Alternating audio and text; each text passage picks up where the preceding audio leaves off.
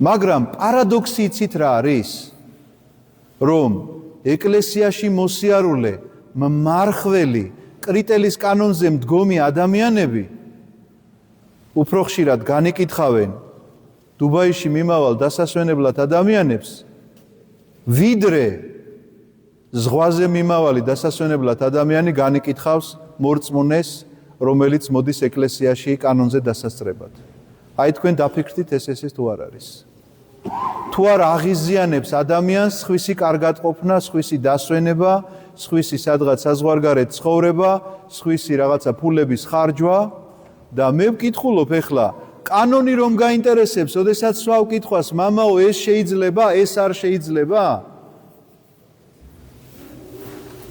იგივე კანონით თუ სარგებლობ შენ მაშინ, როდესაც შემოდის შენში გაღიზიანება, გაბრაზება ადამიანზე, რომელიც, ესე იგი, კრიტელის კანონის ნაცვლად წავიდა დასასვენებლად ზღვაზე. გიკითხავს თუ არა საკუთარი თავისთვის, რომ აი ეხლა ეს კანონი როგორ განმსჯის მე? აი ეს კანონი როგორ მოუდგება ჩემსა? თუ მხოლოდ ის არის კანონი, რომ მე მარხვა უნდა შევინახო. უფალი ამბობს სახარებაში. შაბათისთვის კი არ შექმნილა ადამიანი. შაბათი შეიქმნა ადამიანისთვის. კანონისთვის კი არ შექმნილა ადამიანი. კანონი შეიქმნა ადამიანისთვის, რომ ემსახურებოდეს ამ გათავისუფლებაში. მარხვისთვის კი არ არის შექმნილი. მარხვა შეიქმნა იმისთვის, რომ დამეხმაროს მე ამ ყოველივეში. მაგრამ არის კი ეს მარხვა, როდესაც ჩემს მაგიდასთან შეიძლება იდოს მხოლოდ პური და წყალი, სამაგიეროდ მაღიზიანებდეს მე ადამიანი.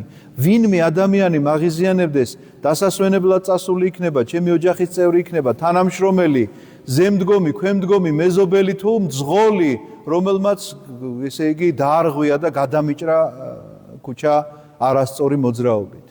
არის ეს მარხვა? ამ კანონის მიხედვით, რომელი კანონიც გაინტერესებს, როგორ ვიმარხულო, მამაო, როგორ ესე იგი თევზი იჭმევა თუ არ იჭმევა, ზეთიანი შეიძლება თუ არ შეიძლება და ასე შემდგომ, ამ კანონით არ ვინტერესდები მე, რომ ეს რომ მაღიზიანებს, კი, სუფრასთან პური და წყალი მიდევს, მხოლოდ და მხოლოდ რაც სიკეთეა მინდა გითხრათ, მაგრამ მე გავხდი მარხვის მსახური და არა მარხვა.